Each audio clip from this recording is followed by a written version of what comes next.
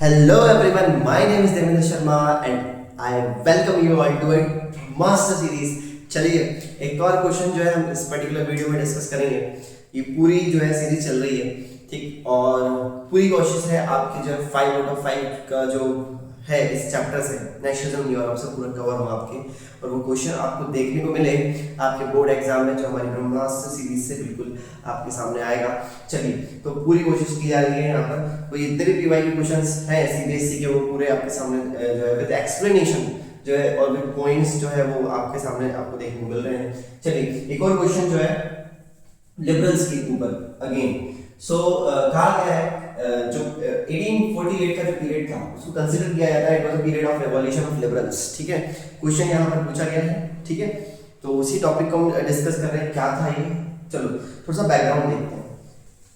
देखिए पहले भी हमने डिस्कस किया है 1850 में जो फ्रांस था वहां पर बर्बन किंग्स को फिर से लेकर आ गए थे। क्यों बता रहा हूं, ताकि आप थोड़ा सा टॉपिक को कनेक्ट कर सकें। 1815 से जो बर्बन किंग्स फिर से रिस्टोर किए गए थे, ट्रीटी ऑफ वियना हुई थी, आप सबको पता है। चलिए 1830 15 साल बाद, जस्ट आफ्टर 15 इयर्स, जो फ्रांस के अंदर रेवोल्यूशन होता है, और इस फ्रांस का ये जो रेवोल्यूशन, फ्रांस में रेवोल्यूशन जो हुआ, इस रेवोल्यूशन में फ्रांस के अंदर फिर से कॉन्स्टिट्यूशन मोनार्की आपको देखने को मिली है। मतलब फ्रांस के अंदर नेशनल असेंबली बनती है और मोनार्की जो होती है मतलब कॉन्स्टिट्यूशन के हिसाब से रूल करेगी। ठीक है, 1830 तो ये क्यों हुआ? Because 1830 it was a year of great economic hardship. Last question हमने डिस्कस किया था, यहीं से वो हार्डशिप फेस हुई थी, जिसका पहला इंपैक्ट आपको कहां देखने को मिलता है? फ्रांस का। इसलिए ड्यूक मेटरनिच का स्टेटमेंट निकल रहा था, when France sneezes dust of the year of witches code. और 1830 के बाद से जगह जगह जो है आपको बहुत सारे मूवमेंट्स देखने को मिले, जगह जगह आपको जो है नेशनलिस्ट एक्टिविटीज देखने को मिली, रिवॉल्यूशंस देखने को मिले। क्यों? क्योंकि 1830 में जो है फ्रांस के अंदर फिर से रिवॉल्यूशन हुआ। It was a French revolution part 2 1830। ठीक है, जो कि 1830 में फ्रांस के अंदर फिर से कॉन्स्टिट्यूशनल मोनार्की आती है फ्रांस में। और जो 1815 में जो 15 इयर्स तक जो बर्बन किंग्स रूल कर रहे थे वो रूल अभी भी करेंगे, पर कॉन्स्टिट्यूशन के अकॉर्डिंग आफ्टर 1830। ठीक है, तो प्रॉब्लम सही नहीं थी पूरे यूरोप में, और उसको जो है फ्रांस में सबसे पहले इंपैक्ट होता है, इसलिए ड्यूक मेटरनिच ने कहा था। तो 1830 से 1848 तक फ्रांस के अंदर कॉन्स्टिट्यूशन मोनार्की चलती है। फ्रांस के अंदर कॉन्स्टिट्यूशन मोनार्की जो है आपको देखने को मिलती है। 1848 में फिर से आपका रिवॉल्यूशन होता है और फ्रांस फिर से in the year of 1848 Republic बन जाता है। फ्रांस फिर से क्या बन गया आपका? रिपब्लिक। कब? 1848 का ये जो रिवॉल्यूशन था।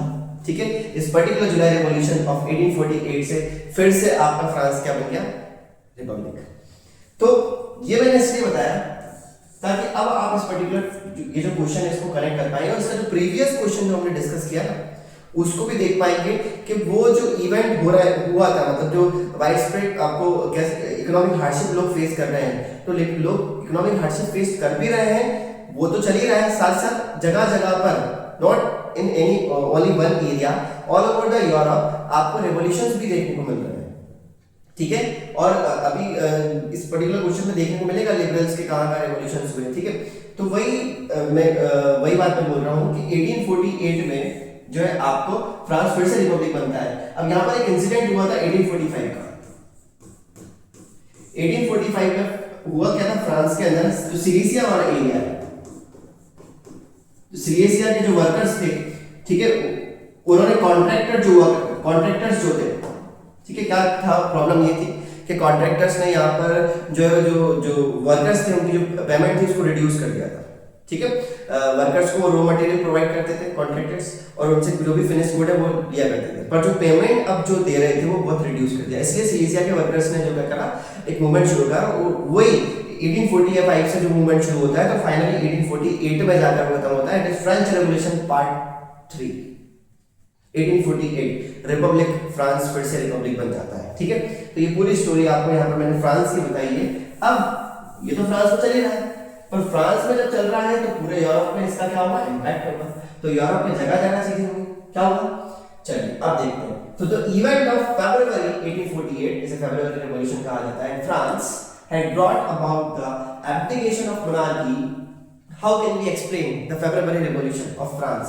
तो हुआ क्या था? Abdication of monarch को abdicate कर दिया था, मतलब उसकी जो पोजीशन थी उसको उससे हटा दिया गया, मतलब अब monarch है ही नहीं फ्रांस में, और फ्रांस क्या बन गया? रिपब्लिक बन गया based on universal male suffrage, ठीक है, हैड बीन प्रोक्लेम्ड। याद रखिएगा अभी भी फ्रांस में सिर्फ जो मेल है उन्हीं को वोटिंग राइट मिला है, जो वुमेन्स थी उनको नहीं मिला है। 1848 के इस पर्टिकुलर रेवोल्यूशन में, इस 1848 के फेब्रुअरी रेवोल्यूशन में भी सिर्फ मेल को सफरेज मिली है, ऑल मेल्स, जितने भी मेल्स हैं उनको। वुमेन्स अभी भी जो है फ्रांस की सोसाइटी में उनको वोटिंग राइट्स नहीं मिला है। चलिए आगे हम बात करें Germany, Italy, Poland, Austro Hungarian empire कि जितने भी मेंस थे, जितने भी वुमेन्स थे, specially they belong from the liberal middle class, ये सभी अपनी जो डिमांड्स थी, क्या डिमांड? कॉन्स्टिट्यूशनलिज्म की डिमांड के बढ़िया देश में संविधान होना चाहिए और देश का नेशनल यूनिफिकेशन होना चाहिए, मतलब सारे जर्मन एक साथ रहे, सारे जितने भी पॉलिश लोग हैं सब एक साथ रहे, ठीक है, मतलब पोलैंड के लोग पर रूल करने वाला जो रूलर है वो भी पॉलिश लैंग्वेज वाला हो, या क्योंकि जो पोलैंड था, पॉलिश जो थे वो कहीं ना कहीं रशियंस के कंट्रोल में थे, तो वो अपने आप को फ्री करना चाहते थे। जर्मनी का यूनिफिकेशन, इटालियन यूनिफिकेशन हमने पढ़ा है। तो सब लोगों की जो स्पेशल जो लिबरल मिडिल क्लास की जो डिमांड थी वो ये थी कि देश के अंदर कॉन्स्टिट्यूशन बने और देश का नेशनल यूनिफिकेशन हो। ये आपको 1848 में काफी ज्यादा देखने को मिल रही है। क्यों? क्योंकि जगह जगह जो डिमांड आपको देखने को मिल रही है, क्योंकि फ्रांस के अंदर हुआ, पूरे यूरोप के अंदर जो है लोग डिमांड करने लगे हैं। मतलब जितने भी नेशनलिस्ट थे, जितने भी रिवॉल्यूशनरीज थे, वो कहीं ना कहीं फ्रांस की एक्टिविटीज से इंस्पायर होकर जगह जगह अपने यहाँ पर वो डिमांड कर रहे थे, ठीक है, अपने मोनार्क से अपने आप को फ्री करना चाह रहे थे। They took advantage of the growing popular unrest to push their demands, जैसे कि मैंने कहा, for the creation of nation state। क्या चाहते थे वो? एक नेशन स्टेट चाहते थे, देश बने, एंड जो भी बेस्ड हो पार्लियामेंट्री प्रिंसिपल्स पर, मतलब देश पार्लियामेंट बने, मतलब लोग वोट दें और एक पार्लियामेंट बने जहाँ पर जो है पूरे देश को रूल करेगी, ठीक है, चलाएगी, कॉन्स्टिट्यूशन के हिसाब से वो रूल करेगी। लोगों के पास फ्रीडम ऑफ प्रेस हो, लोग जो चाहे वो अपने थॉट्स को एक्सप्रेस कर सकें, जो भी उनके व्यूज हैं, जो भी उनके आइडियाज हैं वो लोगों तक ला सकें। तो फ्रीडम ऑफ प्रेस का मतलब ये है। फ्रीडम ऑफ एसोसिएशन हो, मतलब लोग यदि कहीं पर एक साथ ग्रुप बनाना चाहते हैं, मान लीजिए कोई असेंबली बनाना चाहते हैं, एक जगह कोई ग्रुप बनाना चाहते हैं तो वो बना सके, या किसी एक जगह पर इकट्ठे हो सके, उनको गैदरिंग करनी तो वो कर सकते हैं। फ्रीडम ऑफ एसोसिएशन ये या फिर कह सकते हो किसी इंस्टीट्यूशन को क्रिएट करना है तो वो उनके पास पावर आए। तो ये सारी जो डिमांड्स थी जो लिबरल नेशनलिस्ट की हमको देखने को मिल रही हैं। कब?